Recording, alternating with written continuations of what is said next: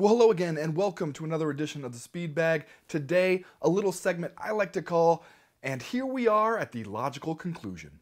So, it's happened. You knew it would.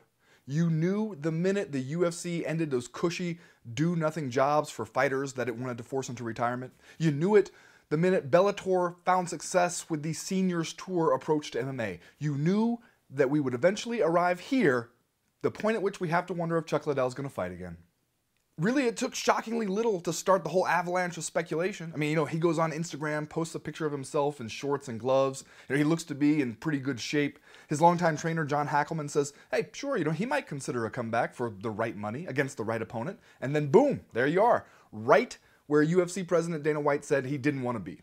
Really, it's an ethical dilemma, is what it is. White paid Liddell to stop fighting. He did it because they were friends, said he worried about the man's health, said he didn't want to make a dime of that kind of money. And yet, that was the old UFC. The new UFC doesn't pay people just to not fight. The new UFC is a lean, mean profit machine. And a guy like Liddell, he could still put butts in seats. You can't tell me the UFC couldn't use a guy like Liddell right now.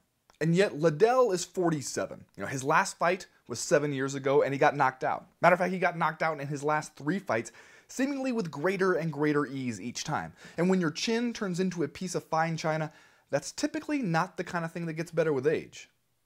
Now, the UFC doesn't have to bring Liddell back no matter how much he might want to fight. But then, you can't stop him from fighting forever. He could go to Bellator, and he would be welcome there with the openest of arms. But see, if you do bring him back to the UFC, then it's hard not to look like you're doing exactly the thing that you said you weren't going to do. Hard not to look like you're going after the easy, borderline, sleazy buck, the kind you said you never wanted to make. See, that's why it's an inevitable endpoint to all these current trends in MMA all colliding right now. You got the old fighters finding new life. You got the UFC changing hands in the sale. You got pay-per-view buys in relatively short supply without Conor McGregor, Ronda Rousey around. You got the new owners who need to make some money to earn back some of that huge chunk of cash they dropped just to acquire this thing. It all leads right here to what I will call the Liddell Dilemma. Now, I'm not going to pretend that this dilemma has an easy resolution. A lot could depend on what Liddell wants, how badly he wants it.